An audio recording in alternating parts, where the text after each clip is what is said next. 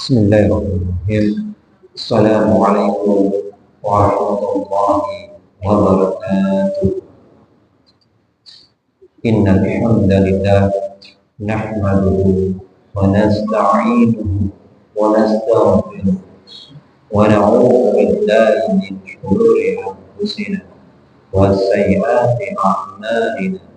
Man yahdihillahu fala mudilla lahu wa man yudlil fala hadiya lahu. Asyhadu an la ilaha illallah wa asyhadu anna Muhammadan abduhu wa rasuluh la nabiyya wa la rasula ba'dah. Allahumma shalli ala Muhammad wa ala alihi wa ashabihi wa man tabi'ahum bi ihsani ila yaumiddin. Alhamdulillah, pada sore hari ini kita diberikan kesempatan oleh Allah Subhanahu wa taala untuk menegakkan sholat maghrib berjamaah. Salawat serta salam tetap tercurahkan kepada Nabi kita Muhammad SAW, yang mana atas perantara beliau kita tahu bagaimana tata cara ibadah yang benar. Jamaah yang dirahmati Allah, kita saat ini ada di bulan Dzulqa'dah, di akhir Dzulqa'dah, dan insya Allah besok malam itu sudah masuk Dzulhijjah, karena hari Sabtunya sudah tanggal 1 Dzulhijjah. Dan bulan Dzulhijjah termasuk bulan yang dimulaikan oleh Allah Subhanahu wa taala.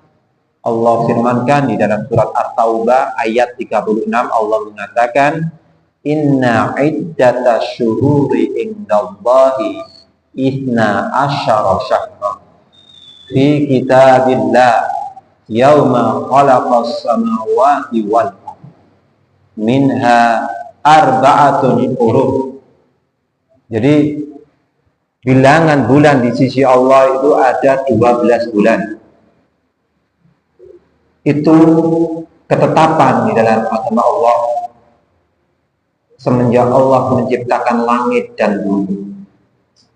Dan di antara 12 bulan itu ada 4 bulan yang haram, yang dimuliakan oleh Allah Subhanahu wa taala.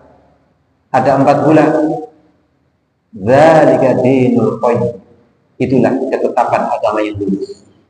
Fala tadlimu fihinna anfusakum. Maka janganlah kalian menganiaya diri kalian di dalam 4 bulan itu. Disebutkan oleh Rasulullah SAW 4 bulan itu bulan apa saja. Di dalam riwayat Bukhari, Rasulullah menyatakan dari sahabat Abu Bakrah bahwasanya Rasulullah SAW bersabda, inna zamana qad istadara ka hayatihi. Sesungguhnya waktu itu terus berputar sebagaimana keadaannya.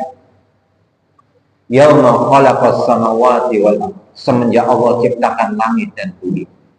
Minha as-sanatu ithna asyara syahran. 1 tahun itu ada 12 bulan. Minha arba'atun hurum. Di antara 12 bulan itu ada 4 bulan yang haram.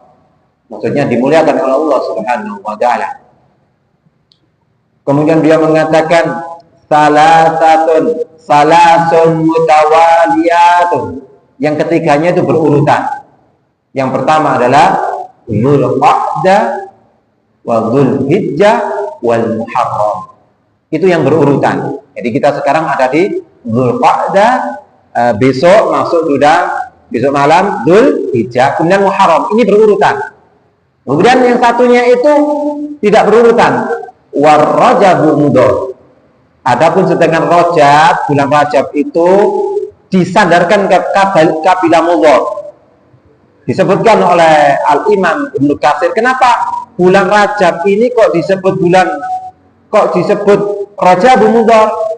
Alasannya karena kabilah Mudhar ini sesuai mensifati posisi bulan Rajab. Karena kata Bani Mudhar ini bahwasanya Rajab itu letaknya adalah innahu syahru baina Jumada wa Sya'ban.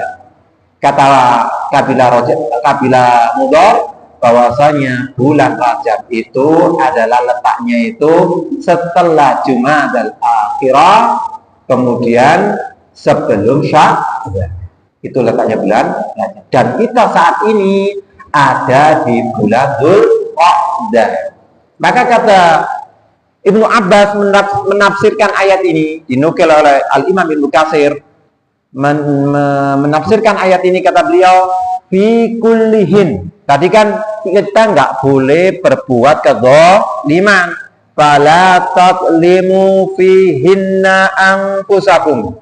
Janganlah kalian menganiaya diri kalian di 4 bulan haram itu. Yaitu sudah disebutkan tadi, bulan Dzulqa'dah, Dzulhijjah, Muharram, sama Rajab.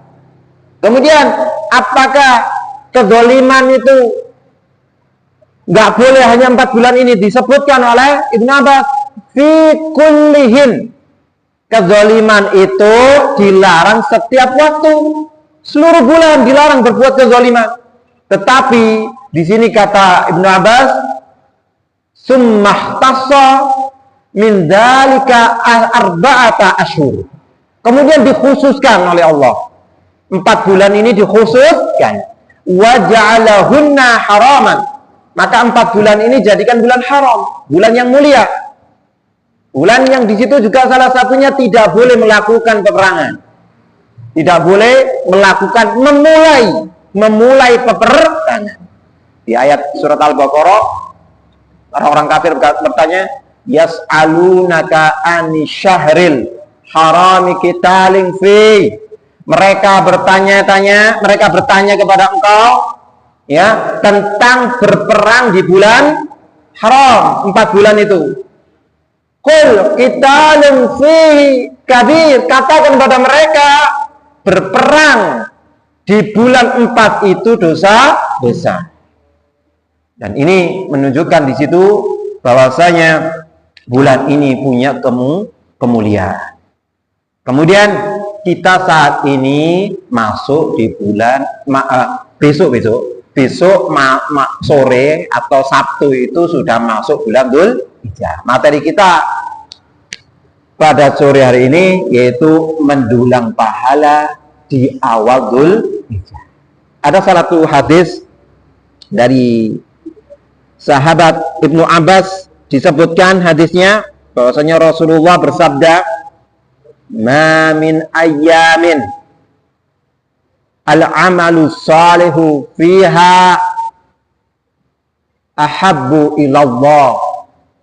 Tidak ada suatu amal yang paling dicintai oleh Allah melebihi amal soleh yang dilakukan di 10 awal bulan Dzulhijjah. Disebut sini yakni ayyamal ashri, yaitu 10 awal bulan Dzulhijjah. Kemudian para sahabat bertanya, qalu ya Rasulullah wala jihadu fi sabilillah. Ya Rasulullah, apakah termasuk jihad di jalan Allah itu masih amalannya masih dikalahkan dengan beramal soleh di awal bulan Dzulhijjah? Itu bertanya para sahabat, apakah perang jihad di jalan Allah itu pahalanya masih atau lebih dicintai beramal soleh di awal bulan Dzulhijjah? Kata Rasulullah, wala jihadu fi sabilillah. Ya, begitupun ya, berjihad di jalan Allah itu masih bisa dikalahkan dengan amal soleh di awal bulan Dzulhijjah. Ini keutamaannya awal bulan Dzulhijjah. Kemudian Rasulullah mengatakan, illa rajulun yakhruju binafsihi wa malihi hatta walam yarji falam yarji min dalika bisyai.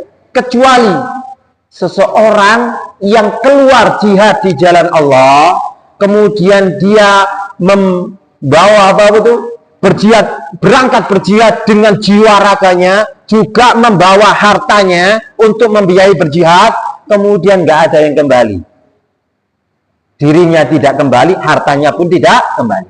Nah, ini baru bisa mengalahkan amal soleh di awal bulan Dzulhijjah. Jadi kalau orang jihad meninggal di medan perang, nah ini nggak bisa dikalahkan dengan amal soleh di bulan Dzulhijjah. Adapun orang yang sekedar ikut perang saja, tidak mati dan hartanya kembali, maka masih lebih dicintai beramal soleh di bulan awal bulan Dzulhijjah. Ini keutamaan.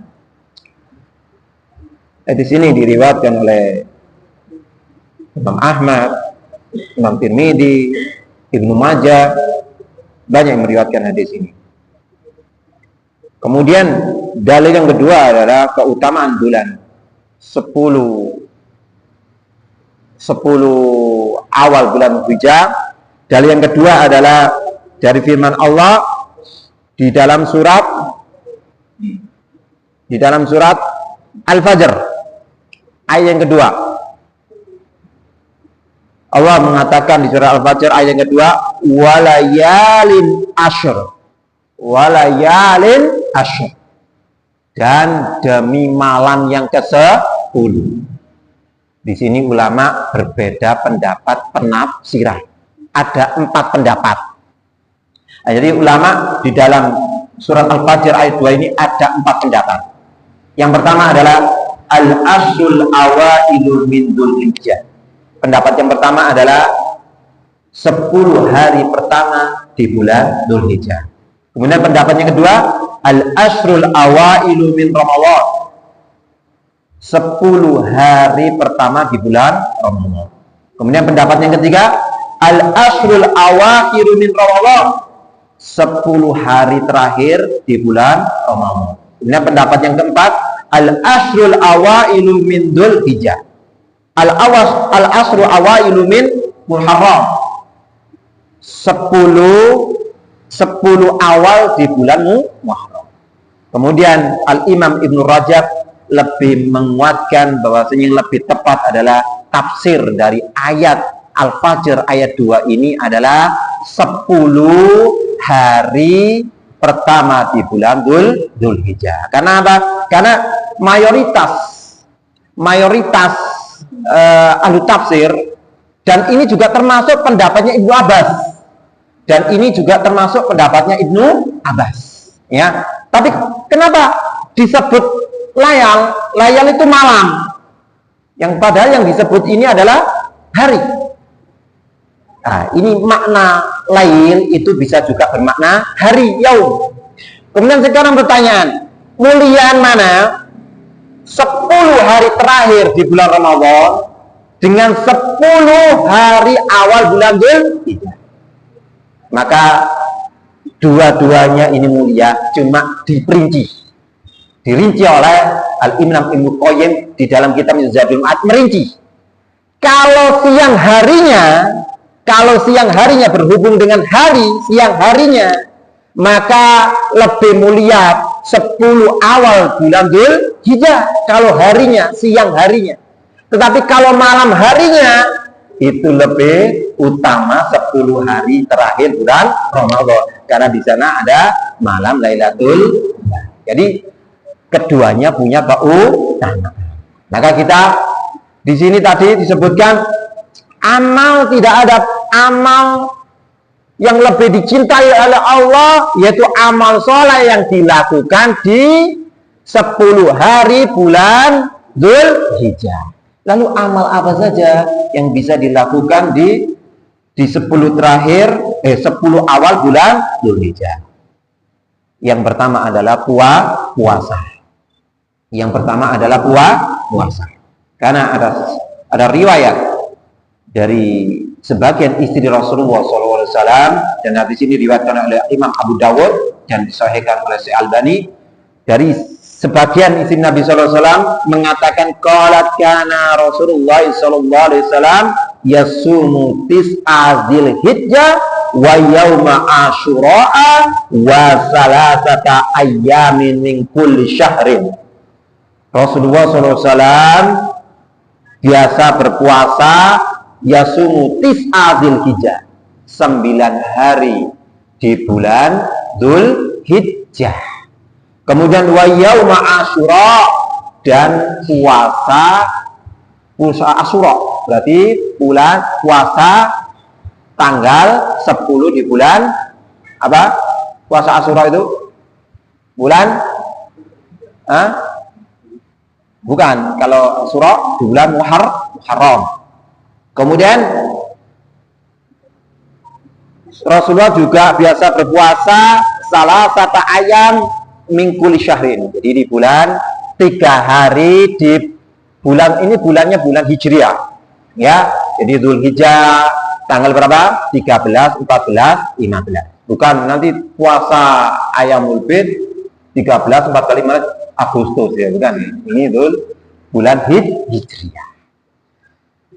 Kemudian di sana ada keutamaan puasa yang sangat utama, jangan ditinggalkan bagi yang tidak haji. Bagi yang tidak haji ada puasa namanya puasa Arafah. Apa keutamaannya puasa Arafah? Disebutkan di sini, siyamu yaumi arafata ahtasibu 'ala Allahi ayyukaffira sanatal ladzi qablahu wa sanatal ladzi ba'dahu. Jadi puasa satu hari bulan di tanggal 9 Dzulhijjah itu bisa menghapus yukaffiru sanata alladzi qabla, menghapus dosa-dosa kecil satu tahun yang lalu, dan dosa-dosa kecil satu tahun yang akan datang. Ini keutamaannya. Maka di sini antara puasa Asyura dengan puasa apa ini? Arafah, maka keutamaannya lebih utama puasa Arafah. Kenapa? Karena puasa Arafah ini keutamaannya diampuni dosa-dosa tahun yang lalu dan satu tahun yang akan datang. Adapun puasa Asyura hanya satu tahun yang lalu. Ini keutamaan puasa Arafah. Kemudian di situ juga mendulang pahala. Salah satunya juga adalah berdoa di hari Arafah. Maka disebutkan di dalam hadis riwayat Tirmidzi, khairu du'ai du'a'u yaumi Arafah. Sebaik-baik doa yang dipanjatkan di ketika hari Arafah. Jadi keistimewaan 10 hari awal di bulan Dzulhijjah. Jangan kita sampai terlewatkan. Bukan hanya puasa saja, tapi di situ juga diperbanyak al-iksar minadzikri, memperbanyak di zikir. Masya Allah. Jadi kita ini ketika bisa memanfaatkan waktu kita itu akan terasa tidak bosan. Mungkin kita ketika perjalanan dari Tanggung memiliki kena berapa lampu merah, atau mungkin dari kota ke sini tadi kena berapa lampu merah. Karena kita merasa jenuh menunggu lampu merah, merasa jenuh masih lama. Padahal di situ bisa digunakan untuk zikir. Sambil menunggu ada 2 kalimat ini. Kita hafal sudah hadisnya. Kalimatani khafifatani fil lisan, thaqilatani fil lisan. Ya. Kemudian habibatani irah. Jadi ada 2 kalimat yang mudah diucapkan, ringan diucapkan, tapi nanti di timbangan berat. Dan yang dicintai oleh Allah sambil lampu merah, subhanallah bihamdihi subhanallahil. Maka waktu nunggu lampu merah terisi dengan untuk mengucapkan subhanallah bihamdihi subhanallahil. Cuma kadang-kadang waktu kita ini banyak yang buang. Apalagi kalau kita sudah masuk yang mulai buka HP. mulai buka. Seandainya waktu kita ini sama Al-Quran, waktu kita sama Al-Quran seperti ya, bukan lebih banyak, seperti waktu kita dengan gadget kita, mungkin waktu kita berkah, mungkin waktu kita lebih berkah. Cuma kadang-kadang baca Quran satu lempir aja, satu bosan ini. Wow, tapi kalau buka ini 1 jam itu kayaknya merasa kayak sebentar. Nah, itulah karena tidak bisa memanfaatkan waktu minimal kan? Minimal ini 10 awal Dzulhijjah. Kita lebih banyak untuk banyak memegang Al-Quran. Ada caranya biasanya kita ini sholat 5 waktu itu mesti di masjid kalau laki-laki. Caranya supaya kita senantiasa membaca Al-Quran, setiap kali sholat gak pulang dulu. Kalau sudah pulang, waduh, ada anak, ada istri, semuanya udah. Apalagi jualan kayak gini, campur. Jadi caranya adalah tidak pulang dulu. Tidak pulang dulu. Kalau sulit dilakukan di rumah. Kalau enak, tidak sulit dilakukan, lebih baik di rumah. Lebih baik di rumah. Ya mungkin seperti ini. Kadang orang-orang maghrib ini pulang. Padahal walaupun nggak ada kajian antara maghrib dengan isya buat baca Quran kan luas waktunya itu. Cuma kalau sudah ngobrol juga sebentar. Kalau sudah ngobrol juga sebentar. Nah itu caranya untuk menyikapi. Karena di sini ada satu riwayat perkataan Ibnu Abbas. Perkataan Ibnu Abbas. Ibnu Abbas sahabat berarti asar. Disebut asar. Atau bisa disebut hadis mauquf. Hadis mauquf yang hanya nyampe kepada sahabat. Ini perkataan Ibnu Abbas. Wadkurullaha fi ayyamin ma'lumat ayyamul ashri. Maka berzikirlah. Mengingatlah Allah di hari-hari, yaitu 10 hari awal bulan Dzulhijjah. Wal ayyamul ma'dudat ayyamut tasyrik, dan hari tasyrik. Hari tasyrik. Kemudian wakana Ibnu Umar wa Abu Hurairah yakhrujani ila suq fi ayyamil asri yukabbirani wa yukabbirun nasu bitakbirihima. Karena ketika itu Ibnu Umar dan Abu Hurairah keluar ke pasar.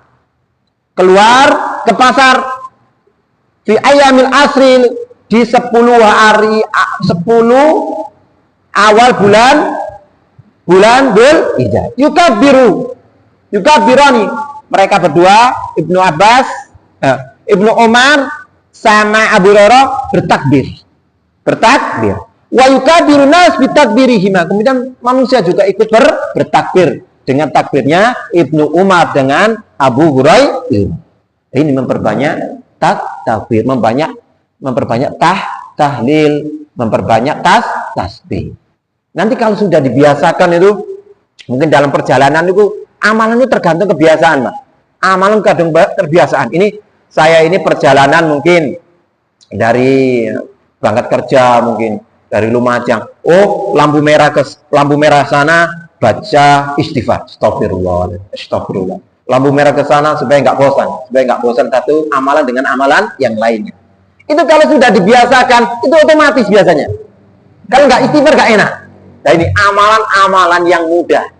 Amalan-amalan yang mudah, cukup mudah untuk dilakukan. Jadi nanti perjalanan ke sana baca ini, bacaan ke sana baca ini. Dan kita nanti insya Allah amalan seperti ini akan memperberat amal ibadah kita nanti ketika di akhir. Kemudian juga bagi orang yang sudah diberi kemampuan, dan alhamdulillah sekarang dipermudah. Ada program mana di Depak itu sekarang sudah haji ya, dipermudah bagi yang belum haji, apalagi sekarang di Indonesia waktu tunggunya itu lama. Nah ini di Depak kan sudah ada namanya ya untuk anak-anak muda itu punya dana itu mungkin 1 juta untuk ada diangsur gitu ya, diangsur untuk mendapatkan. Cuma memang syaratnya itu punya. Artinya syaratnya punya, tapi gimana lagi di Indonesia walaupun nanti sudah kita megang uang ya, tapi kita belum daftar. Kan nggak bisa. Apalagi kita ikut yang taat ini banyak kasus ya. Jadi ikut yang apa itu? Ikut yang ini tasrehnya bukan tasreh haji. Kayaknya saya lihat di berita itu banyak yang bermasalah di Saudi sana karena tidak pakai tasreh haji. Dan salah satu amal soleh yang dilakukan di 10 hari awal bulan Dzulhijjah adalah berhaji dan umroh. Ini bagi yang mampu. Jadi syaratnya haji itu mampu. Jadi kalau nggak mampu, ya nggak bisa. Jadi ini syaratnya yang bagi haji itu bagi yang mampu. Ya, kalau yang nggak mampu melakukan amal soleh yang pahalanya sama dengan haji, gitu. Kalau nggak mampu, kan bisa. Kemudian al-iksar min amali soleh. Ya tadi hadisnya kan al-amalu soleh. Jadi tadi aja bukan hanya puasa, bukan hanya haji umroh, bukan hanya zikir, banyak amal soleh itu termasuk sedekah, dan termasuk juga banyak membaca Al-Quran. Nah, ini termasuk amal soleh. Kemudian memperbanyak as-sholat, memperbanyak sholat sunnah.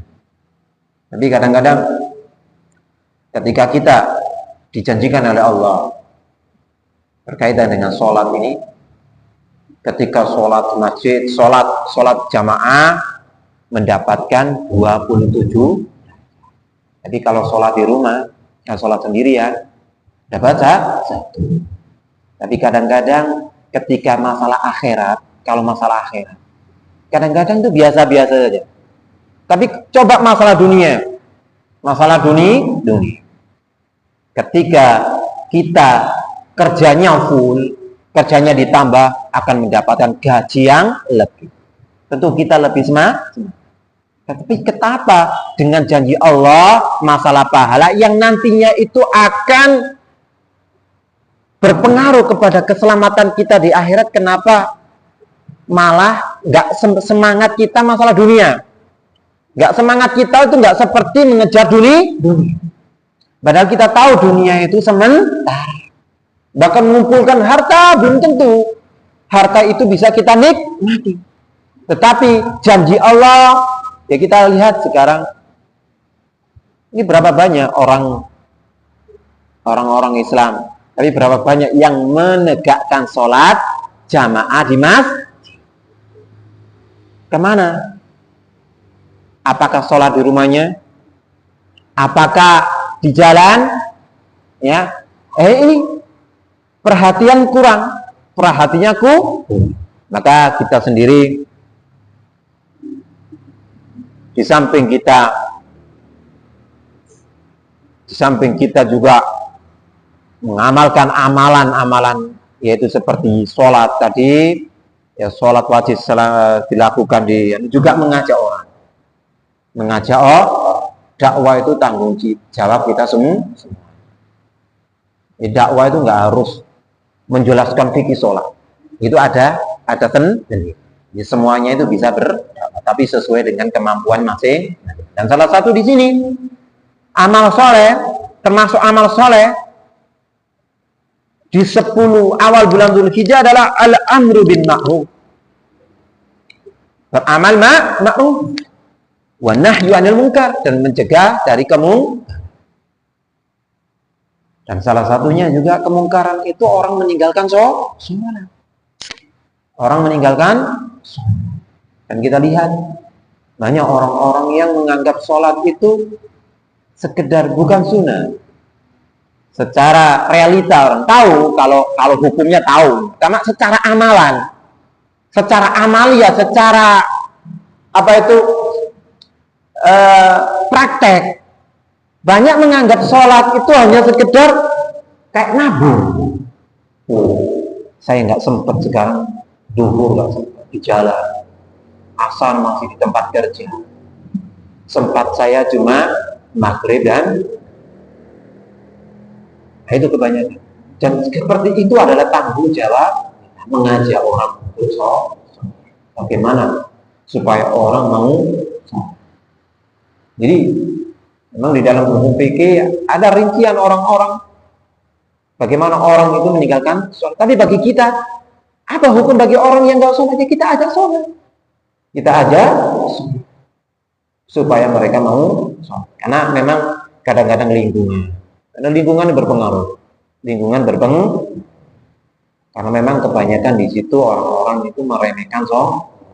Padahal sholat itu adalah amalan yang pertama kali akan bisa. Jadi yang menyebabkan kita itu selamat nanti itu sholat. Jadi wa idza suluhat ya anjaha aflaha wa anjaha. Jika sholatnya itu benar, baik, aflaha wa anjah, maka dia akan selamat dan sukses. Maka masalah sholat ini adalah masalah yang perlu. Kemudian amal di 10 bulan Dzulhijjah adalah al-udhiyah, berkurban. Itu pun bagi yang mampu. Tapi insya Allah kalau memang dinihati, insya Allah kita lihat berita di mana ya, itu di Jawa Tengah itu. Di Jawa Tengah di suatu kampung itu. Satu kampung itu sampai ada di daerah mana? Jawa Barat kalau nggak salah. Masuk di berita itu satu kampung itu ada berapa? Pokoknya rata-rata semuanya berkurban. Karena memang ada yang mengkoordinir. Kemudian dimotivasi. Kalau kita pikir-pikir memang kalau kita menyisihkan 10.000 saja, 10.000 saja setiap hari, maka dalam 1 tahun ada berapa? Kan dapat aja. Apalagi yang perokok ya. Apalagi yang perokok menyisakan 10.000 kan bisa itu. Karena buat rokok sekarang 1 bungkus berapa? Iya, pastinya bisa. Baik. Maka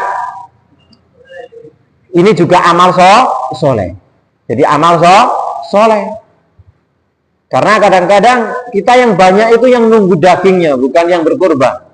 Yang menerima daging, bukan yang berkorban gitu ya, di lingkungan kita. Mungkin perlu bentuk seperti ini. Apa kesadaran. Ada itu di suatu daerah memang gitu.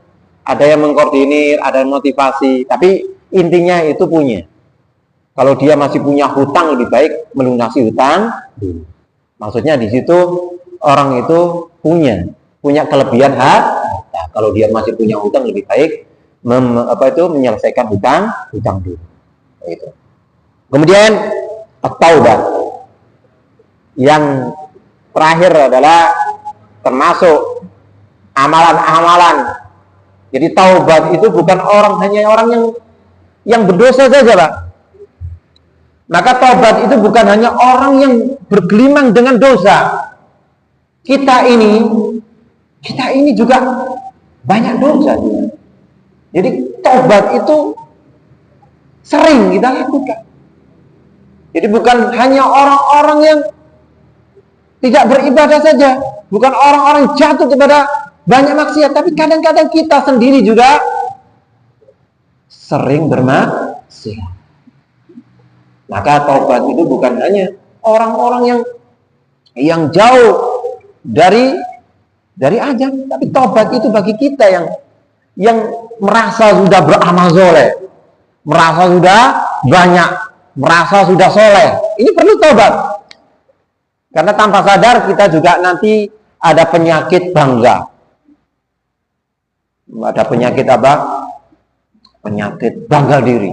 Oh, kalau saya ini sudah orang soleh saya ini. Ini sesuatu yang akan membinasakan. Ada dalam satu riwayat itu salasun muhlikatun. Ada 3 amal yang membinasakan. Salah satunya adalah ini, bangga dengan amalnya sendiri. Jadi dia bangga dengan amalnya sendiri. Ini termasuk yang bisa menyebabkan kepada kebinasaan. Maka ini kesempatan bagi kita semuanya. Besok sudah masuk, malam harinya sudah masuk 1 Dzulhijjah. Dan bahkan hari ini juga secara keumuman terhadap ayat tadi At-Taubah 36, dengan yang ditafsirkan Ibnu Abbas secara keumuman. Juga disebutkan di situ oleh Qatadah,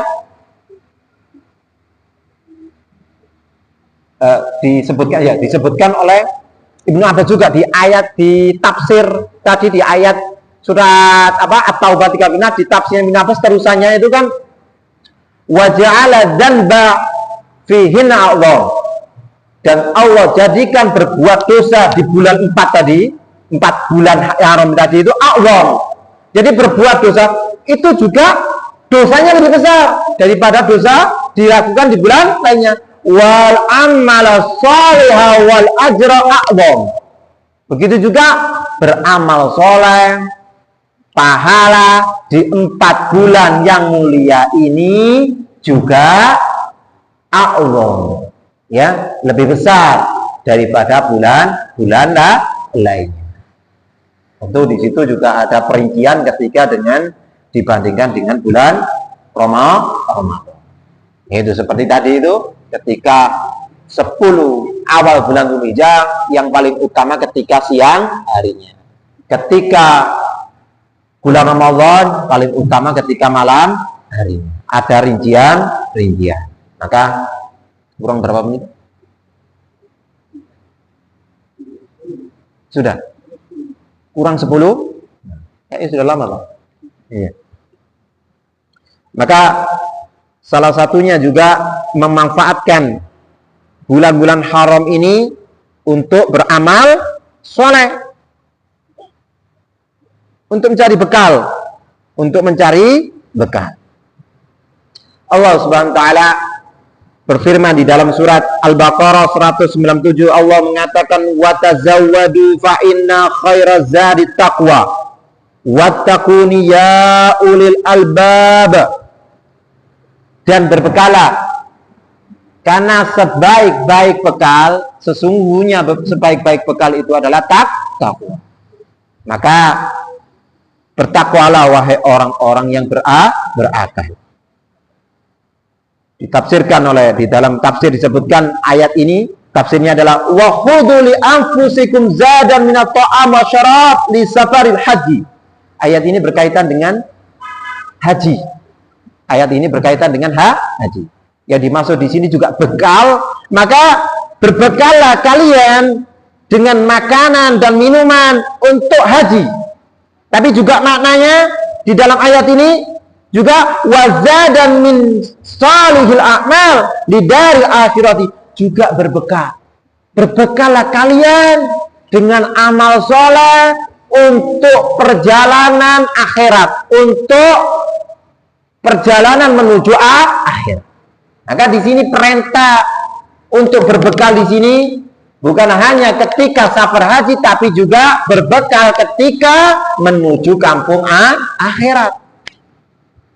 Kemudian disebutkan di sini di dalam tafsirnya, fa inna khairaz zadi taqwallah, karena sebaik-baik bekal itu adalah bertakwa kepada Allah Subhanahu wa taala. Dan makna takwa yang disebut oleh sahabat Ali adalah al-istidadu liyaumir rahim, siap-siap untuk perjalanan yang aman. Maka jamaah sekalian, suatu nikmat yang sangat besar adalah kita dijadikan orang-orang yang beriman.